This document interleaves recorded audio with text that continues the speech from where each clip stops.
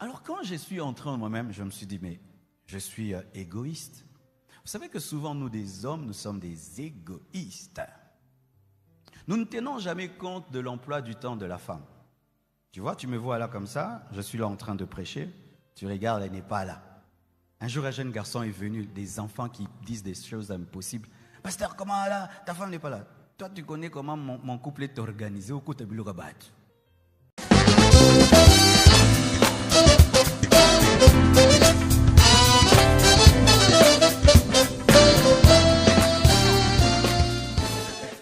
La Bible nous dit que nous devons tenir ferme parce que les mêmes souffrances sont imposées aux autres. Vous savez, souvent dans les couples, les gens pensent qu'ils sont les seuls à souffrir. Quand tu as un mari avec un mauvais caractère, tu penses que tu es le seul à avoir un tel mari. Jusqu'à ce que tu t'entretiennes avec une autre femme et elle te révèle que son mari est pire que le tien. Pendant un temps, tu peux croire que tu as la plus mauvaise femme du monde jusqu'à ce que tu causes avec un autre frère qui va te révéler que vraiment lui, il a épousé la pire de femmes, mais il l'aime et il la supporte. Chaque couple a ses problèmes. Certains ont des problèmes caractériels, d'autres des problèmes financiers, d'autres des problèmes matériels, d'autres des problèmes d'enfants, de carrière, des problèmes même, les enfants qui n'ont pas d'enfants, les enfants qui ne trouvent pas le travail, les enfants qui ne se marient pas, les enfants qui échouent à l'école, les enfants... Donc, tout couple a un problème. Et c'est rassurant, c'est apaisant. Parce que tout le monde a un combat, tout le monde lutte avec quelque chose. Au début de mon mariage, j'avais un petit problème. Vous voyez, je suis marié à 30 ans. J'étais pasteur depuis l'âge de 23 ans, donc j'ai fait 7 ans seul. Donc j'avais mon horaire, mon emploi du temps, mon organisation. Alors lorsque Blanche est venue dans ma vie, je suis tombé dans une erreur. Je voulais que Blanche soit comme moi, à l'instant. C'est comme si tu es un militaire, tu es un rangers. Tu as 20 ans d'expérience et puis tu épouses une femme civile et puis tu veux qu'elle puisse faire des chutes comme toi, bombarder comme toi parce qu'elle a épousé un militaire. Des choses que les pasteurs font. Pasteur, tu es pasteur, ça fait 20 ans. Tu épouses une sœur. Elle était venue seulement prier et puis tu l'as litoyée. Et alors, maintenant quand elle entre dans ta vie, tu aimerais qu'en un jour, elle ait toute ton expérience ministérielle. Alors qu'elle, toute sa vie, elle a rêvé d'épouser un homme normal. Elle trouve maintenant un homme anormal. Tu dois être patient parce que tu es dans ton anormalité. Mais oui, alors un jour, je devais aller prêcher. Blanche a pris trop de temps devant son miroir.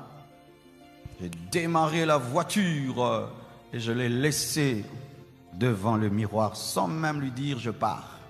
Donc je suis parti, elle continue à peigner, elle continue à s'arranger. Quand elle sort comme ça, la voiture est déjà partie. Je suis allé prêcher. Et j'ai prêché, je prêchais. Et je me disais non, c'est pas ma faute, c'est elle qui m'a mis en retard. Vous savez, quand je finis de prêcher, je me rends compte que le problème m'attend. Alors je me dis, ça va barder à la maison. Tu laisses une femme devant le miroir et tu ne lui dis pas au revoir. Donc là, cette nuit, ça va barder. Alors je suis rentré à la maison en mode, je vais me défendre. Ma cofité, et ça. Je vais m'argumenter, c'est pas ma faute, c'est ta faute, et c'est ta faute, c'est ta faute, c'est pas ma faute. J'arrive, elle m'ouvre la porte. Elle me sert à manger. Elle rit. Je dis, oh, tu vois, toi, tu viens en mode guerre. Il n'y a pas guerre. Je dis, oh, t'es pas fâché? Elle me dit, non. Oh, mais je t'ai laissé là, vraiment devant. Je dis, mais non, c'est pas ta faute, c'est la mienne. Je te mets en retard et il fallait que tu ailles prêcher à temps. Frère, elle m'a donné... Vous savez qui a gagné? C'est elle qui a gagné. C'est pas moi. C'est pas moi qui l'ai laissé devant le miroir. C'est elle qui m'a giflé, mais avec un bisou. Il y a des bisous qui font mal.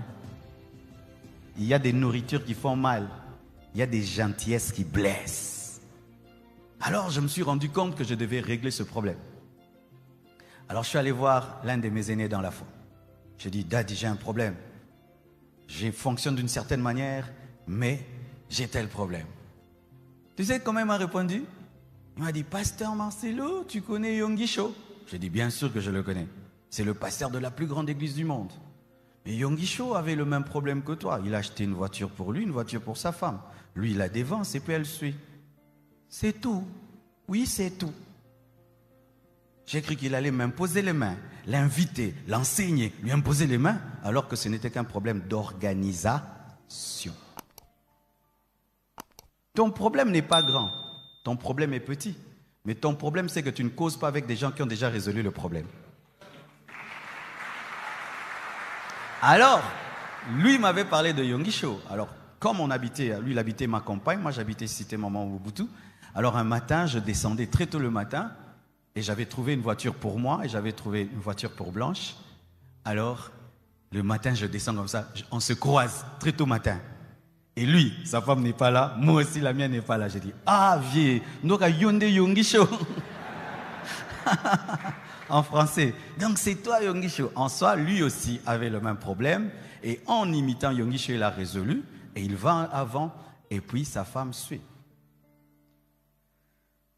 Alors, j'ai compris que le mariage, c'est une question de sagesse. Alors quand je suis entré en moi-même, je me suis dit, mais je suis égoïste. Vous savez que souvent, nous des hommes, nous sommes des égoïstes. Nous ne tenons jamais compte de l'emploi du temps de la femme. Tu vois, tu me vois là comme ça, je suis là en train de prêcher, tu regardes, elle n'est pas là. Un jour, un jeune garçon est venu, des enfants qui disent des choses impossibles. Pasteur, comment là, ta femme n'est pas là? Toi, tu connais comment mon couple est organisé au côté de Rabat. Elle n'est pas là. Mais tu sais pourquoi elle n'est pas là? Parce qu'aujourd'hui, toute la famille voyage pour 1 mois. Et on va aller dans 3 pays. Et elle doit suivre que le biberon de Tabiri ne manque pas dans le sac, que la chaussure d'oracle qu'il a demandé que celle-là entre, et que la jupe de choukrani verte avec des bonbons ne puisse pas rater, et que Chiffre à elle puisse avoir ses biscuits parce qu'elle a faim, et puis. Maintenant, une telle personne qui a géré ça pendant toute une semaine, et moi je n'ai fait que Rous Cabré, Masketekeria Babacho, Tale, Brouza Baba, nous aurons la même organisation et la même énergie que nous sommes méchants. Les mamans ne disent pas maintenant, Tika nanga na bandote nanga blomsus. Nazo côté labino. N'ayez pas peur des papas. Maman, donne-moi la main. Encore une autre chose. Vous savez, j'ai grandi avec des amis Balouba depuis que je suis gosse. Le 3/4 de mes amis sont Balouba. Mon pasteur qui m'a imposé les mains est Moulouba. Donc, j'ai grandi qu'avec eux et j'ai vu comment ils étaient très autoritaires avec les femmes. Alors, quand je me suis marié, j'étais un Moussoaïli Moulouba. Je n'ai pas de problème avec vous, j'ai épousé votre sœur. Mais j'avais ça. Alors le matin, tu dois aller prêcher à 6h, 7h, tu te réveilles à 4h du matin, tu dois prendre ton café. Elle a préparé tout ce qu'il faut pour toi, mais à 4h du matin, réveille-toi, le café, mon croissant. Elle se réveille, elle a sommeil, elle te fait le café, elle te fait le ceci. Et puis un jour Dieu m'a dit, Marcelo, tu ne sais pas faire le café? J'ai dit, oui, papa, je sais. Est-ce que tu sais là où se trouvent les croissants? Oui, je sais. Prendre les cafés et le croissant, ça te prend combien de temps? Même pas 10 minutes.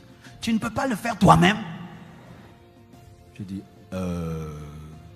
oui, mais je suis l'homme, non? Ah oui, tu es l'homme, ça veut dire? L'homme, on le sert, non? Ah bon? Tout le temps on le sert. Même si la femme a dormi fatiguée, elle doit te servir. Donc si toi tu te sers, tu n'es plus un homme.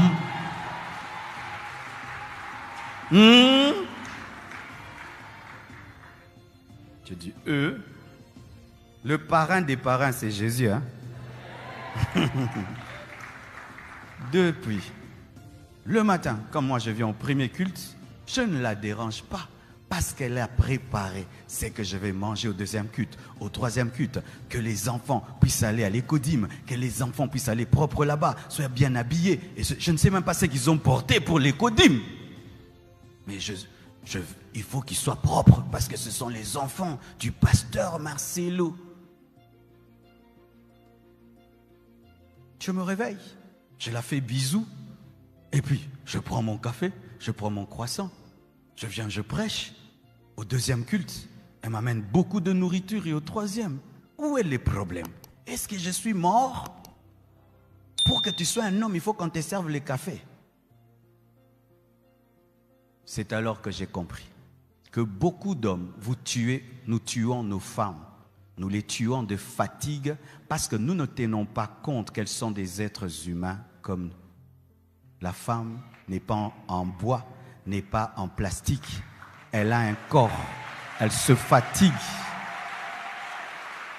Donnez-moi l'amen, hein?